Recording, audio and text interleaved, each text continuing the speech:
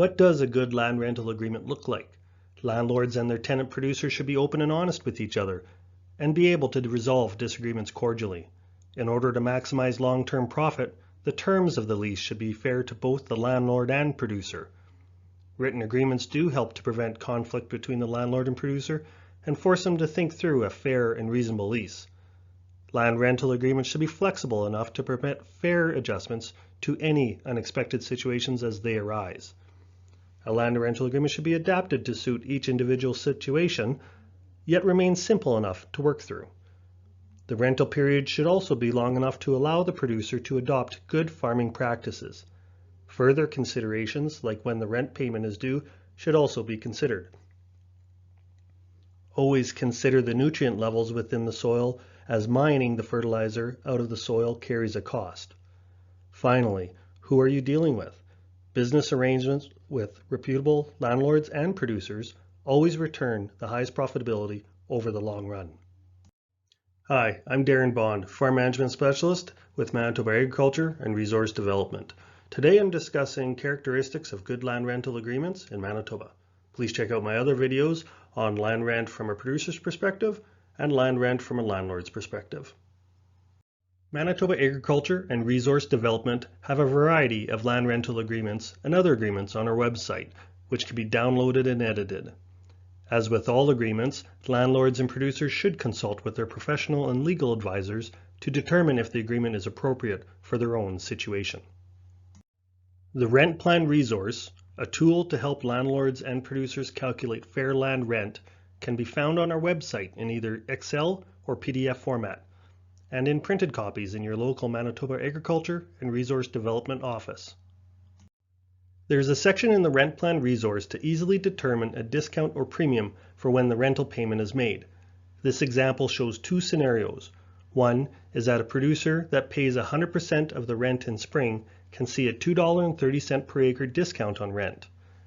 And two, a 50% payment in spring with the remaining amount paid after harvest results in a $1.10 per acre discount in rent. This is compared with paying the whole rent in the fall time. The discount is due to the time value of money and the landlord having their payment sooner.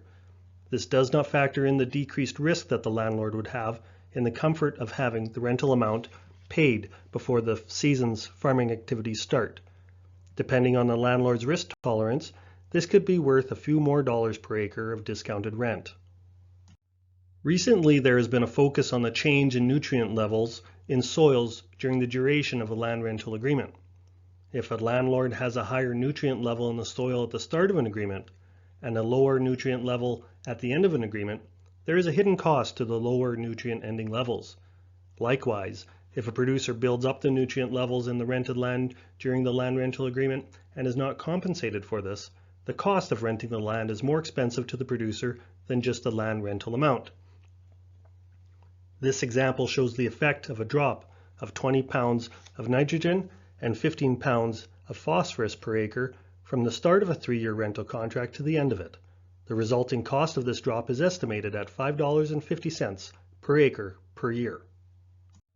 It is common for landlords who are willing to take on some risk to consider flexible land rental options.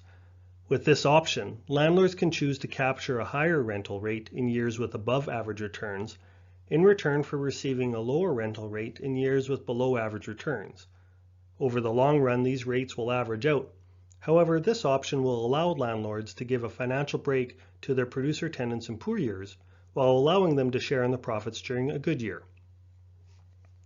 An important component to these agreements is that there is a level of trust, communication, and cooperation between the landlord and producer. Flexible lease agreements can be complicated, so it is best to keep the steps to calculate flexible rent simple, with only 1 or 2 variables. The simplest flexible rent is only having the yield being the variable component. A range of percentage of probable yield would be agreed upon ahead of time to create the rental range for the flexible rental agreement. Another common flexible rental agreement is having both yield and grain price be the variables. With this option, it is important to decide how the grain price will be determined. This could be done by collecting or averaging a series of prices from the local grain elevator or from what the producer tenant receives when the grain is sold. Grain yields can be verified by grain cart scales or weigh scale slips. However, as you can see, things can become complicated in a hurry, so flexible land rental agreements aren't for everyone. It's important to note that crop share agreements and flexible land rental agreements are not the same thing, even though people often use the terms interchangeably. The main difference between the two is that with a crop share, the landlord participates in the decision-making on the farm and bears the risk of farming. I encourage landlords and producers to consult with their professional advisors to fully understand the tax implications, benefits, and risks with both types of agreements. Here is a screenshot of the flexible land rent calculation example in RentPlan.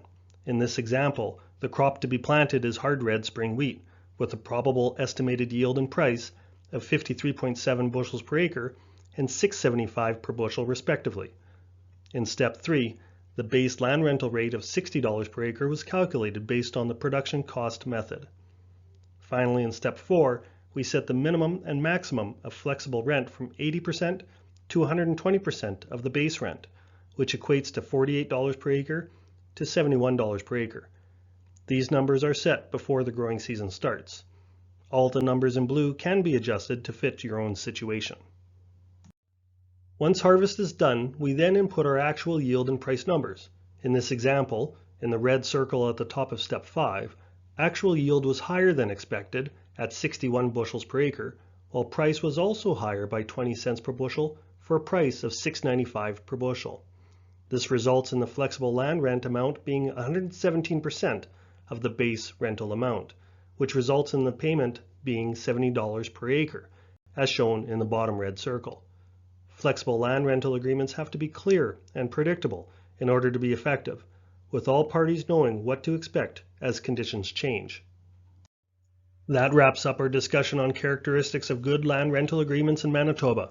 I encourage you to contact us at manitoba.ca/agriculture and toll free at 1-844-769-6224. Follow us on Twitter at mbgovag. Thank you.